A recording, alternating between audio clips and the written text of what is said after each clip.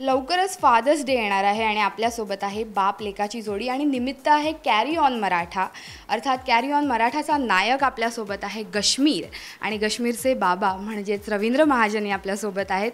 Fathers day special आणि मुलगा launch होणार आहे कॅरी ऑन मराठामधनं. अगदी त्याच्या पर्सनॅलिटीला साजेशी अशी फिल्म असणार आहे. काय सांगाल मुलासाठी? का नाही, त्याला शुभेच्छा आणि त्याचे चित्रपट चालवत म्हणजे लोकांपर्यंत पोचावं, लोकांचं त्याला प्रेम मिळावं आणि असंच त्यांनी खूप पुढे जावं ही त्याच्यासाठी ही शुभेच्छा माझी ॲज अ फादर्स डे म्हणून. येस रवी, तुला मी नेहमीच पाहिलेलं आहे स्टेजवरती तू परफॉर्म केलेले, लोकांना तुझे परफॉर्मन्सेस आवडले आहेत आणि आता अभिनय आवडणार आहे थोड्या दिवसांनी. किती प्रिपेअर आहेस या सगळ्या गोष्टी? प्रिपरेशन जे करायचं होतं ते शूटच्या आधी केलं होतं आणि शूटिंग प्रोसेस मी एन्जॉय करतो. मी खूप आता बापरे मी परफॉर्मन्सेस केलेत, सो आता माझी फिल्म येणार, मग लोक मला कसं रिसीव करणार आणि त्यांना मी किती आवडणार का नाही आवडणार, कोणाला आवडलं नाही तर काय होईल, ह्या सगळ्या गोष्टींचा मी कधीच विचार नाही करत. आणि परफॉर्मर आहे, आधी स्टेजवर परफॉर्म करत होतो. डान्समध्ये अभिनय हा येतोच, सो त्यामुळे तिकडे मी स्टेजवर परफॉर्म करत होतो, नुसता डान्स नव्हतो करत. आणि आता मी फक्त कॅमेरासमोर परफॉर्म करतो, एवढाच काय तो फरक पडला आहे. बाकी I enjoy my work in front of the camera as much as I enjoy it on the stage. बाबा म्हणून तुम्ही कधी ह्याला अभिनयाच्या किंवा नृत्याच्या काही टिप्स दिल्या होत्या का? नाही, कधीच नाही. कारण माझ्या मते नृत्य त्याच्यामध्ये अंगातच आहे. तो खूप लहानपणापासून डान्स शिकतो आहे आणि त्यामध्ये ते भिनलेलं आहे. बरं, मी काही फार मोठा डान्सर नाही, त्यामुळे नृत्याच्या बाबतीत टिप्स देणं हे त्यांनी मला टिप्स द्यायला पाहिजे ॲक्च्युली, तर त्या मी घेतो काय काय वेळा.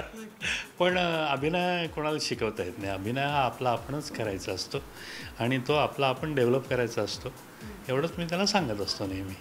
नक्कीच. फॉर एक्झाम्पल, जेव्हा माझे पालक सांगतात की सरांचे चित्रपट बघताना हा त्या काळातला ना फार सुंदर दिसणारा हिरो होता, आता तू एंट्री करतोस तेव्हाही तशीच काहीशी रिॲक्शन असणार आहे आजच्या तरुणींची, त्याच्यासाठी किती प्रिपेअर आहेस? त्यासाठी प्रिपेअर काय करावं? तरुणींना आवडतो, कुठल्या मुलाला नाही आवडणार की तरुणी मागे लागतील आणि त्यांना आपण आवडावं? हे कोणाला नाही आवडणार. हे ॲड्युलेशन ऑब्व्हियसली खूप चांगलं वाटतं. 10वीपासून प्रत्येक मुलाची इच्छा असते की आपल्या मागे मुली लागाव्यात आणि त्या ह्या पिक्चरच्या निमित्ताने हो का होईना किंवा फिल्म्सच्या निमित्ताने का होईना, जर का होत असेल तर आनंद आहे त्याचा मला.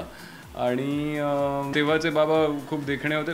मला नाही वाटत मी त्यांच्या इतका देखणं आहे. मी अगदी प्रामाणिक राहीन ह्याच्यात. मी स्मार्ट आहे.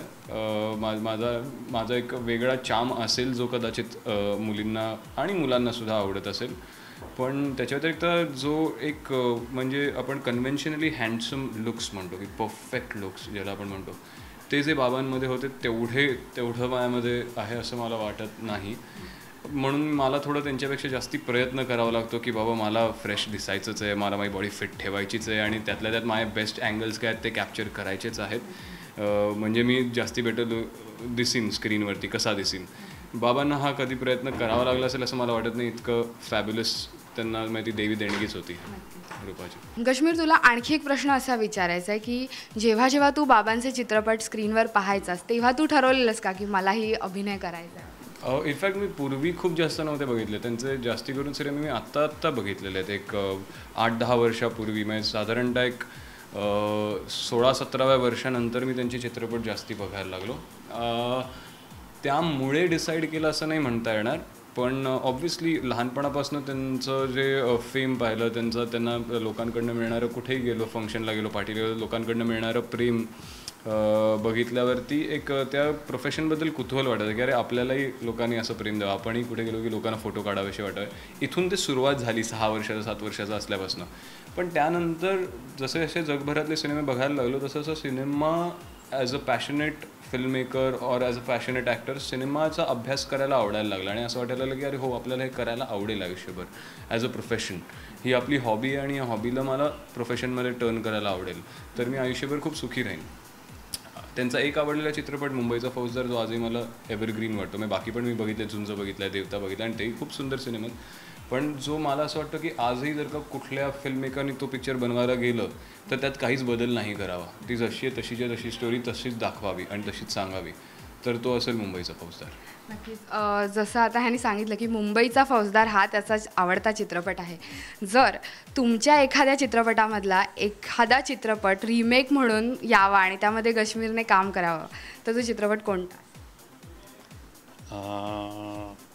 असं काही आता एकदम ॲट रँडम सांगता येणार नाही, पण तसे ॲक्च्युली बरेच हे आहेत. म्हणजे त्यांनी प्रत्येक जॉनरचा पिक्चर करावा अशी माझी इच्छा आहे. त्यामुळे माझ्या चित्रपटाचा कुठला तरी रिमेक त्यांनी करण्यापेक्षा, म्हणजे करावा अशी माझ्या मनात इच्छा असण्यापेक्षा त्यांनी सगळ्या जॉनरचे चित्रपट करावे अशी माझी खूप इच्छा आहे. आणि अगदी तू म्हणतेस तसं की तोच प्रश्न तुला धरून ठेवायचा असेल तर देवता एक आहे ज्याच्यामध्ये ऑल शेड्स आहेत. म्हणजे तो पहिल्यांदाच चांगला सुशिक्षित असतो आणि त्याचं नंतर तो डाकू बनतो, मग पुन्हा तो शहरामध्ये मेयर होतो. ह्या ज्या कॅरेक्टरच्या त्याच्या हे आहेत तर तो हरकत नाही. गोंधळात गोंधळमध्ये एक कॉमेडी पिक्चर होता तर तशाही त्यांनी भूमिका कराव्यात अशी माझी इच्छा आहे. त्यामुळे माझी अशी इच्छा आहे की त्यांनी सगळ्या प्रकारचे रोल्स करावेत. जसं सगळ्या जॉनरातले रोल तुला करायला सांग, तुझी इच्छा काय की तुला कशा प्रकारचे रोल? सगळेच जे एक्साईट करतात ते रोल्स करीन. जसं आता carry on Maratha out and out commercial film, romance आणि ॲक्शन वगैरे त्यामध्ये करतो आहे आणि एक कन्व्हेन्शनला पकडून हिरोची भूमिका साकारतो आहे. त्याच्याबरोबर इनफॅक्ट 31 जुलैला लगेच जो दुसरा देऊळबंद रिलीज होणार आहे त्याच्यामध्ये मी एक नासामध्ये काम करणारा सायंटिस्ट जो इंडियामध्ये एका प्रोजेक्टवर आला आहे, त्याची 3 वर्षाची मुलगी आहे, बायको आहे, तो कुठे बॉडी दाखवत नाही, कुठे डायलॉगबाजी करत नाही, डान्स करत नाही, काही नाही. सो तसं बघायला गेलं तर तो एकदमच वेगळा सिरियस रोल आहे, पण तो करायला मला मजा येण्यावरती म्हणून केला. सो असं ठरवून आता मी कॉमेडी केली तर आता मी पुढे रोमॅन्स करतो, रोमॅन्स केला तर आता पुढे मी ॲक्शन, असं ठरवून काही होत नाही. जे त्यावेळेस स्क्रिप्ट येतं, कदाचित 2 सलग रोमॅन्टिक फिल्म्स पण करीन, पण कदाचित त्या दोन्ही रोमॅन्टिक फिल्म्समधलं माझं कॅरेक्टर खूप वेगळं असेल. सो तर अशा वेळेस मी ते प्रिफर करेन की अरे आत्ता जस्ट रोमॅन्टिक केले आता परत रोमॅन्टिक, असा विचार नाही करत. त्यावेळेस त्या स्क्रिप्टमधलं कॅरेक्टर तुम्हाला एक्साईट करत असेल मी करतो. फादर्स डे आहे तर तू फादर्स डेसाठी एक स्पेशल गिफ्ट तुझ्याकडनं काय असेल बाबांना? अरे बापरे. मी फिल्म्स करतोय हेच गिफ्ट आहे आणि त्या दोन्ही फिल्म्स फादर्स डेच्या नंतरच्याच आठवड्यात रिलीज होत आहेत आणि विशेष म्हणजे दोन्ही फिल्म्समध्ये बाबांनी गेस्ट अपिअरन्स केलं आहे. कॅरी ऑन मराठामध्ये त्यांनी एक गाणं केलं आहे आणि ह्याच्यामध्ये देऊळबंदमध्ये त्यांनी एक सीन केला आहे गेस्ट अपिअरन्स माझ्या डेब्यू फिल्म्स म्हणून.